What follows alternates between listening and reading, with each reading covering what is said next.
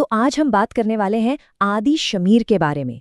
एक ऐसा जीनियस जिसने डिजिटल दुनिया के सबसे मजबूत ताले बनाए भी और उन्हें तोड़ने के सबसे स्मार्ट तरीके भी ईजाद किए। चलिए शुरुआत करते हैं उन्हीं की कही एक बहुत ही दिलचस्प बात से। पूरी तरह से सुरक्षित सिस्टम होते ही नहीं है। ये बात उस इंसान ने कही जो खुद सिक्योर सिस्टम बनाता है, और यही सोच, यही कॉन्ट्रडिक्शन आदि शमीर की पूरी कहानी का निचोड़ है। तो कहानी के पहले हिस्से में हम शामिर को एक आर्किटेक्ट की तरह देखेंगे, वो इंसान जिसने हमारी डिजिटल दुनिया के ताले बनाए। तो आखिर है कौन ये आदि शमीर? देखिए, वो एक इजरायली क्रिप्टोग्राफर और इन्वेंटर हैं। और हाँ, वो RSA एल्गोरिदम के को-इन्वेंटर हैं, रॉन रे वेस्ट और लेन एडलमैन के साथ मिलकर। ये वही एल्गोरिदम है जो आज हमारे सारे ऑनलाइन ट्रांजैक्शंस को सिक्योर बनाता है। इसी काम के लिए उन्हें 2002 में ट्यूरिंग अवार्ड मिला, जिसे कंप्यूटिंग की दुनिया का नोबेल प्राइज भी कहा जाता है। सीधी सी बात है, वो कोड बनाने और तोड़ने दोनों ही कलाओं के माहिर हैं। चलिए अब जरा उनकी सबसे बड़ी और सबसे मशहूर क्रिएशन को देखते हैं, RSA एल्गोरिदम। यही वो आविष्कार है जिसकी वजह से आज हम बेफिक्र होकर ऑनलाइन शॉपिंग कर पाते हैं, बैंकिंग कर पाते हैं और भरोसे के साथ ऑनलाइन कम्युनिकेट कर पाते हैं। RSA के पीछे का जो आइडिया है ना, वो सच में क्रांतिकारी था। इसमें 2 तरह की चाबियों का इस्तेमाल होता है। एक होती है पब्लिक की, जो ताला लगाने के काम आती है और कोई भी इसका इस्तेमाल कर सकता है। और दूसरी होती है प्राइवेट की, जो सिर्फ उसी इंसान के पास होती है जिसे ताला खोलना है। मतलब मैसेज कोई भी भेज सकता है, लेकिन पढ़ सिर्फ वही पाएगा जिसके लिए वो भेजा गया है। पर शमीर सिर्फ RSA बनाकर ही नहीं रुके। उन्होंने एक और बहुत ही कमाल की चीज बनाई, सीक्रेट शेयरिंग। यानी राज को तो बांटो, लेकिन उससे जुड़े रिस्क को नहीं। अब ये शमीर की सीक्रेट सीलिंग स्कीम है क्या? ये एक ऐसा तरीका है जिसमें किसी भी सीक्रेट को, किसी भी राज को कई छोटे छोटे हिस्सों में तोड़ दिया जाता है। इन हिस्सों को शेयर्स कहते हैं। और मजे की बात यह है कि वो सीक्रेट वापस तभी जुड़ सकता है जब उन शेयर्स में से एक तय संख्या में शेयर्स को एक साथ लाया जाए। अच्छा, तो ये काम कैसे करता है? बहुत सिंपल तरीके से समझते हैं।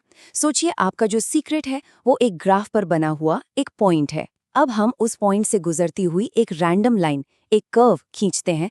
फिर उस कर्व पर कुछ और पॉइंट्स को मार्क कर लेते हैं। बस इन्हीं पॉइंट्स को शेयर्स बनाकर अलग अलग लोगों को दे दिया जाता है। इसका जो मेन प्रिंसिपल है वो बड़ा मजेदार है। मान लीजिए कि किसी सीक्रेट को खोलने के लिए 6 में से 3 शेयर्स की जरूरत है। अब अगर किसी के पास सिर्फ 2 या उससे कम शेयर्स हैं, तो वो कुछ नहीं कर सकता। मतलब मैथमेटिकली इम्पॉसिबल है उस सीक्रेट को जानना। लेकिन जैसे ही उसके पास 3 या उससे ज्यादा शेयर्स आ जाते हैं, वो उस ओरिजिनल कर्व को दोबारा बना सकता है और सीक्रेट सामने आ जाता है। और अब कहानी में आता है एक जबरदस्त मोड़। अब तक हमने शामिर को एक मेकर, एक क्रिएटर के तौर पर देखा, पर अब हम देखेंगे शामिर को एक ब्रेकर, एक कोड तोड़ने वाले की नज़र से। क्योंकि सच तो यही है, सबसे मजबूत ताला बनाने के लिए ये जानना जरूरी है कि उसे तोड़ा कैसे जाता है। देखिए, किसी भी सीक्रेट कोड या सिफर को तोड़ने के 2 मेन तरीके होते हैं। एक है ब्रूट फोर्स अटैक। इसमें क्या होता है, आप हर मुमकिन चाबी को एक-एक करके ट्राई करते हैं। ये कुछ ऐसा है जैसे किसी दरवाजे पर लाखों चाबियां लगाकर देख रहे हों। और दूसरा तरीका है डिफरेंशियल क्रिप्टोएनालिसिस, जिसे शमीर ने को-इन्वेंट किया था। ये अटैक स्मार्ट है। ये ताले के अंदर होने वाली हल्की हल्की आवाजों को सुनने जैसा है। आप कोड के अंदर छिपे हुए स्टैटिस्टिकल पैटर्न ढूंढते हैं। तो सवाल ये उठता है कि बिना हर चाबी को ट्राई किए किसी कोड की छुपी हुई कमजोरी का पता कैसे लगाया जाए? इसका जो कोर आइडिया है वो बहुत ही ब्रिलियंट है। सबसे पहले आप 2 ऐसे मैसेज लेते हैं जिनमें बस जरा सा एक छोटा सा स्पेसिफिक सा फर्क हो। फिर आप दोनों को एन्क्रिप्ट करते हैं।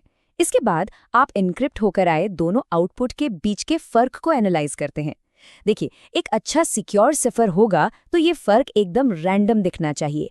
लेकिन अगर उस फर्क में कोई पैटर्न दिख जाए, कोई नॉन रैंडम चीज नजर आ जाए, तो समझ लीजिए आपको एक सुराग मिल गया है, एक ऐसी कमजोरी जिसका फायदा उठाया जा सकता है। तो हुआ ये कि 1980 के दशक के आखिर में शमीर और उनके एक स्टूडेंट एली बिहाम ने इस मेथड को पब्लिक कर दिया। इससे दुनिया को सिफर्स की मजबूती टेस्ट करने का एक बहुत पावरफुल टूल मिल गया। लेकिन कहानी में एक और ट्विस्ट था। सालों बाद पता चला कि ये जो टेक्निक थी, इसे IBM और अमेरिका की नेशनल सिक्योरिटी एजेंसी यानी NSA पहले ही खोज चुके थे और उन्होंने इसे सीक्रेट रखा था। ये बात हमें क्रिप्टोग्राफी की सीक्रेट दुनिया की एक झलक देती है। और अब चलते हैं कहानी के तीसरे और आखिरी हिस्से पर, जहां शमीर के इतने सालों के एक्सपीरियंस से निकले 3 बहुत ही ज़रूरी नियम सामने आते हैं। ये उस मास्टर का ज्ञान है जो कोड बनाना भी जानता है और तोड़ना भी। पहला नियम, पूरी तरह से सुरक्षित सिस्टम होते ही नहीं है। ये वही बात है जहां से हमने शुरुआत की थी। इसका सीधा सा मतलब है कि सिक्योरिटी कोई मंजिल नहीं है, ये एक लगातार चलने वाली प्रक्रिया है। दूसरा नियम, अगर आप अपनी कमजोरी को आधा करना चाहते हैं तो आपको अपना खर्च दोगुना करना पड़ेगा। ये नियम हमें बताता है कि एक पॉइंट के बाद सिक्योरिटी पर आप जितना ज्यादा पैसा लगाते हैं, उससे मिलने वाला फायदा उतना ही कम होता जाता है। और अब तीसरा नियम, जो शायद रियल वर्ल्ड सिक्योरिटी के लिए सबसे ज्यादा जरूरी है। क्रिप्टोग्राफी को आमतौर पर तोड़ा नहीं जाता, उसे बायपास किया जाता है। इसका मतलब क्या है? इसका मतलब बहुत साफ है। अटैकर्स जो होते हैं वो मुश्किल क्रिप्टोग्राफी को तोड़ने में अपना टाइम वेस्ट नहीं करते। वो सिस्टम में घुसने का कोई आसान रास्ता ढूंढते हैं, जैसे कि किसी इंसान की गलती का फायदा उठाना या फिर सॉफ्टवेयर में कोई बग ढूंढ निकालना। तो कुल मिलाकर आदि शमीर का पूरा करियर सिक्योरिटी की इसी दोहरी सच्चाई को दिखाता है कि मजबूत दीवारें बनाने के लिए आपको ये भी जानना होगा कि उन्हें गिराने के सबसे स्मार्ट तरीके क्या हैं। और ये हमें एक बहुत ही ज़रूरी सवाल पर लाकर छोड़ देता है।